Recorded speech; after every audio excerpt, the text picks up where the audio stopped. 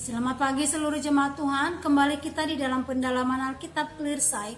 Sekarang kita sudah memasuki kitab Habakuk 1 yang disandur dari santapan harian.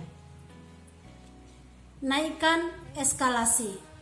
Bacaan hari ini berisi keluhan Nabi Habakuk atas kejaliman yang dilakukan oleh bangsa Kasdim. Memang betul bahwa kepasukan orang-orang Yehuda perlu dihukum. Namun apa yang dilakukan bangsa Kasdim menimbulkan persoalan baru karena kekejian mereka sudah tidak manusiawi. Bahkan orang-orang benar pun menjadi korban kejaliman mereka. Itulah protes Nabi Habakuk kepada Tuhan. Dalam protesnya kita melihat bahwa Nabi mulai mengalami krisis kepercayaan kepada Tuhan.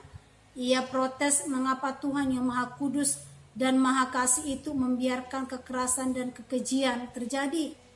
Bahkan orang-orang Yehuda dibiarkan seperti ikan yang ditarik dengan kail, ditangkap dengan pukat, dan dikumpulkan dengan payang.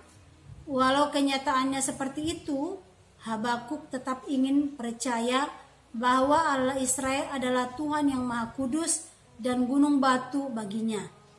Ia berseru dan memohon pertolongan Tuhan atas sikap semena-mena yang dilakukan oleh bangsa Kasdim.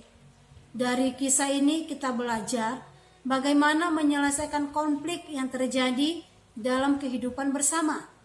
Terkadang Tuhan mengizinkan orang-orang yang garang untuk membungkam orang yang sombong. Dalam ilmu resolusi konflik, apa yang dilakukan Tuhan disebut sebagai menaikkan eskalasi konflik, artinya untuk menaklukkan yang jahat, keras kepala, dan bertindak sewenang-wenang, maka pihak lain mesti lebih garang. Tetapi ada satu hal yang perlu diwaspadai adalah jangan sampai kegarangan tersebut kebablasan sehingga menimbulkan kejahatan dan ketidakadilan yang baru. Sebagai orang percaya, Tuhan memanggil kita untuk menjadi terang dan garam dunia, dan bukan untuk berdiam diri agar kita selamat. Saat ketidakadilan terjadi dan kebenaran dimanipulasi, kita harus berani menyatakan kebenaran Allah dengan cara damai dan membangun. Marilah berdoa agar kita dijadikan alatnya untuk melawan segala bentuk kejahatan dan ketidakadilan. Kita memohon agar Ia memberikan hikmat yang kita perlukan dalam melakukan panggilan tersebut. Habakuk 2 disandur dari santapan harian. Tak ada pengadilan.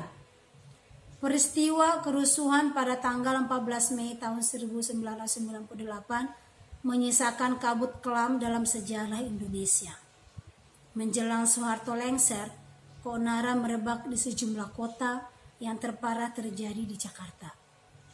Perempuan-perempuan keturunan Tionghoa banyak yang diperkosa. Mal-mal dijarah dan dibakar. Banyak warga mati terpanggang. Namun tak ada yang diadili dalam peristiwa itu sampai saat ini. Benarkah Tuhan acuh tak acuh terhadap kejahatan? Kenapa orang jahat bisa hidup leluasa, sedangkan orang baik malah menderita? Ini adalah juga pertanyaan yang mengganggu Nabi Habakuk. Dalam penglihatan, Tuhan menjawabnya. Kejahatan orang Yahudi akan dihukum melalui kedatangan bangsa Kasdim. Dan karena bangsa itu mendewakan kekuatan sendiri, mereka pun akan ditimpa celaka. Tuhan yang kudus tidak membiarkan kejahatan tidak diadili. Dari sisi manusia, ada kalanya penghakiman Tuhan terasa lambat. Namun Tuhan menegaskan waktunya, sungguh-sungguh akan datang. Keadilan Tuhan akan ditegakkan.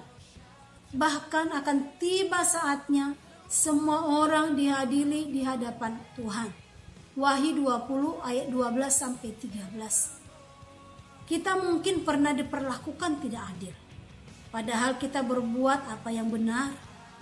Dalam kondisi semacam itu, banyak orang putus asa, bahkan tergoda untuk ikut-ikutan bertindak menyimpang.